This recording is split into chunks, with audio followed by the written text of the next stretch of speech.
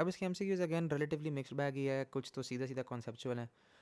जैसे for instance अगर वो ये पूछ रहा है आपसे कि अगर वेलोसिटी टाइम ग्राफ के अंदर अगर एक स्ट्रेट लाइन है and that straight line is parallel to the time axis, तो हम लोगों ने जब ये अज्यूम किया था, हम लोगों ने कहा था कि अगर आपकी स्ट्रेट लाइन है तो इसका मतलब ये होगा कि आप लोगों की acceleration is zero because your object is moving with constant velocity.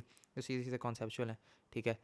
एक और है कि अगर एक एक बॉल है, ठीक है, उसको ऊपर की तरफ फेंका गया है, ठीक है, and it has reached its maximum height, ठीक है, मैक्सिमम हाइट अगर उसने रीच कर ली है तो what will be the acceleration, ठीक है। एंड द आंसर इज़ कि इसकी एक्सेलरेशन ज़ीरो होगी, ठीक है, बिकॉज अगेन वो उस पॉइंट के ऊपर जाके आप लोग की ऑब्जेक्ट जो है, पहले it will move with -9.81 maximum height पर रीच करके एक्सेलरेशन ज़ीरो होगी, एंड देन डाउनवर्ड्स आते हुए 9.81 होगी, तो एट दैट इंस्टेंट आप लोग की एक्सेलरेशन ज़ीरो होगी। अब एक और सवाल उसने दिया हुआ, it is a numerical question, लेकिन उसने बोला हुआ है कि आपका एक ऑब्जेक्ट है जो कि एक टॉल बिल्डिंग से ग्राउंड पे हिट करने के लिए इट टुक 12 सेकेंड्स, ठीक है, एंड एक्सेलरेशन उसने स्पेसिफिकली यहाँ पर दी हुई है 9.80 मीटर पर सेकेंड स्क्वायर, ठीक है। अब यहाँ पर कीपिंग इन माइंड कि अगर हम लोग अब इसको थोड़ा सा कॉन्सेप्चुअली लेके चलते हैं, वो किस तरह चलेंगे कि अगर हमारे पास एक टॉल बिल्डिंग है, ठीक है, this is your tall building, ठीक है, यहाँ से अगर एक बॉल है जिसको हम थ्रो कर रहे हैं, ठीक है, इसका मतलब ये है कि the initial velocity is zero because किसी बंदे के हाथ के अंदर थी जो कि उसने फिर ड्रॉप कर दी, ठीक है।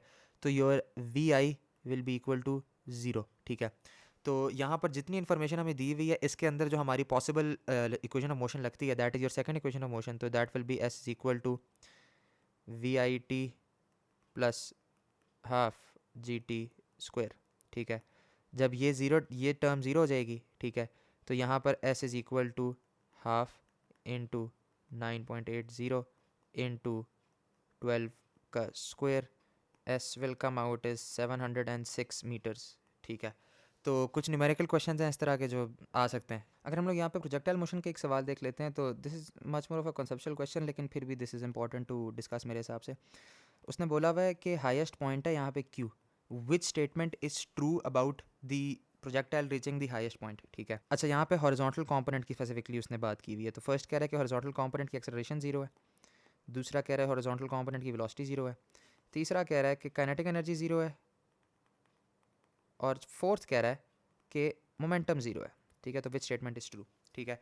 अब अगर हम बारी बारी लेकर चलें तो हम लोगों ने ये चीज़ दिमाग में रखनी है कि velocity can not be zero, ठीक है। मैक्सिमम पॉइंट के ऊपर सिर्फ आपकी वर्टिकल कंपोनेंट की वेलोसिटी जीरो होती है, हॉरिजॉन्टल कंपोनेंट की वेलोसिटी अगर जीरो हुई तो आप लोग का projectile can not move forward, ठीक है। काइनेटिक एनर्जी कभी भी जीरो नहीं होगी, ठीक है, बिकॉज कोई ना कोई वेलोसिटी जब तक है तो it will have some kinetic energy, तो ये भी आपका फॉल्स हो गया।